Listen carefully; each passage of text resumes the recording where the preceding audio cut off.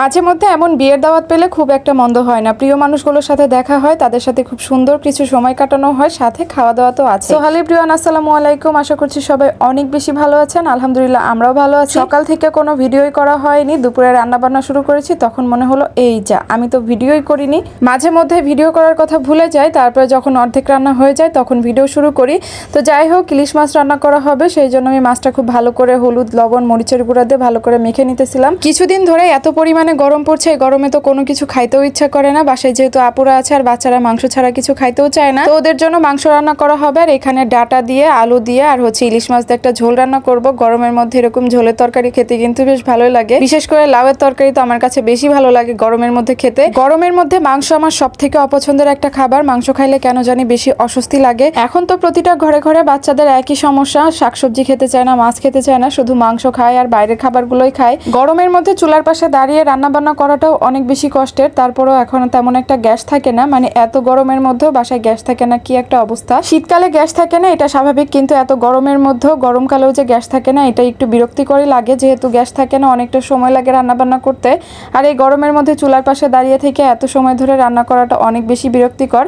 তো যাই হোক, অফ ক্যামেরায় আমি মাংসটা রান্না করে নিয়েছিলাম। রাত্রে একটা দাওয়াতে গিয়েছিলাম, ঢাকাতে কিন্তু বেশিরভাগ অনুষ্ঠানগুলো রাতেই করা হয়। আসার পরে তো অনেকক্ষণ অপেক্ষা করতেছিলাম, কোনো টেবিলই ফাঁকা ছিল না, অনেক বেশি মানুষ ছিল, অনেকক্ষণ অপেক্ষা করতে হয়েছিল টেবিলের জন্য। এই ফাঁকে আমরা একটু ভিডিও করে নিলাম। মাশাল্লাহ মাশাল্লাহ, সবাই কিন্তু মাশাল্লাহ বলে যাবেন। এখনকার বাচ্চারা এত বেশি চঞ্চল আর এত কিছু বোঝে, ক্যামেরা দেখলে বড়দের থেকে ওরাই ভালো করে পোজ দিতে পারে। যাই হোক, অনেকক্ষণ অপেক্ষা করার পর টেবিল ফাঁকা পেয়ে বসে পড়ছি।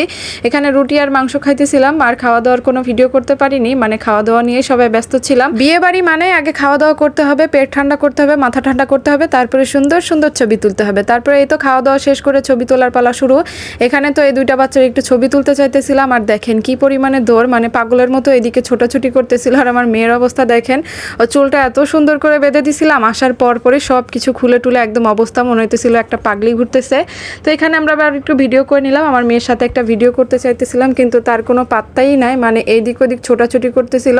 মানে কোথাও গেলে ওর সাথে কোনো ভালো ভিডিও করতে পারি না, ছবিও তুলতে পারি না, ওকে মানে হাতের কাছেই পাই না। বাচ্চা কাচ্চা নিয়ে কোথাও গেলে এই হচ্ছে একটা অবস্থা। ওদের বয়সী কাউকে পেলে আর কারো লাগে না, মা বাবার কথাও ভুলে যায়। এখানে আমরা আবার সবাই একটু ভিডিও করে নিতেছিলাম, আর ভিডিও শেষে দেখেন কি একটা অবস্থা। অনেকদিন পরে সবাই একসাথে হইলে যা হয় আর কি। এখন তো কোনো প্রোগ্রাম ছাড়া সবাই একসাথে হওয়া হয় না, সবাই যার যার কাজে ব্যস্ত। এই তো বিয়ে শাদী লাগলে তখন সবাই একসাথে হওয়া হয়। মাঝে মধ্যে এমন বিয়ের দাওয়াত পাইলে কিন্তু ভালোই হয়, সবাই একসাথে সুন্দর সময় কাটানো যায়, প্রিয় মানুষগুলোর সাথেও দেখা হয়। তো এখানে ভাবি এই ভিডিওগুলো করে দিছিল, আমরা তো দাঁড়ায় দাঁড়ায় গল্প করতেছিলাম। এই আয়নাটা দেখার পরে আমি একটু ভিডিও করে নিলাম, যদিও মিররের সামনে যে আমি খুব বেশি একটা ঢং করতে পারি না। ছবি তোলার পরে সবাই মিলে বসে একটু গল্প করতেছিলাম। তো যাই হোক, আজকের মতো এখানেই বিদায় নিচ্ছি। ভিডিওটি কেমন লেগেছে অবশ্যই কিন্তু কমেন্টে জানিয়ে যাবেন, আর যারা পেজটিকে এখনো ফলো দেন নাই অবশ্যই কিন্তু একটা ফলো দিয়ে পাশে থাকবেন। আল্লাহ হাফেজ, টাটা।